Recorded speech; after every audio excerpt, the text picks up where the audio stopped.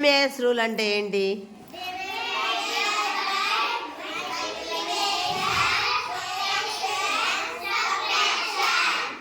ఇప్పుడు మీరు డిఎంఏఎస్ రూల్ అంటే మళ్ళీ ఇంకొకసారి చెప్పండి.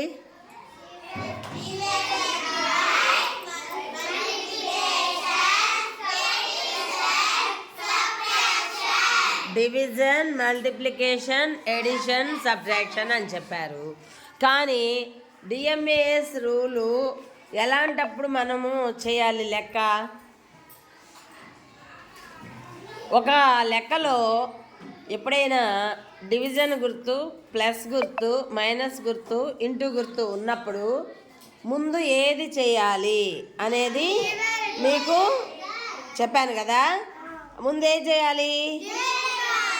డివిజన్ చేయాలి. డిఎంఏఎస్ రూల్ ప్రకారం ముందు ఏది చేయాలి? డివిజన్ తర్వాత పట్టుకోమ్మ ఇది మల్టిప్లికేషన్. చూపించు, ఇటు తిప్పు. మల్టిప్లికేషన్ చూపించు. తర్వాత తీయమ్మ పేపరు. మల్టిప్లికేషన్ తర్వాత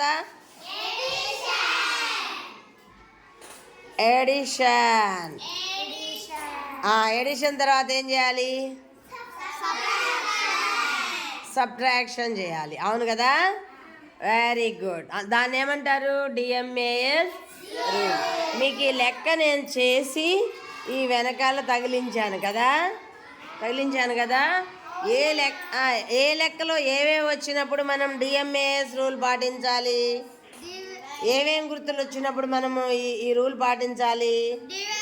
divided by, multiplication, addition, subtraction. ఇవన్నీ ఒకే లెక్కలో ఒకేసారి మనకు వచ్చినప్పుడు ముందు డివిజన్ డి, తర్వాత మల్టిప్లికేషన్ ఎం, తర్వాత ఎడిషన్, తర్వాత సబ్ట్రాక్షన్ చేయాలి.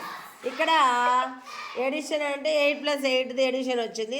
అదే 8 తర్వాత సబ్ట్రాక్షన్ చేయాలి అని మీకు చెప్పాను కదా. ఓకే.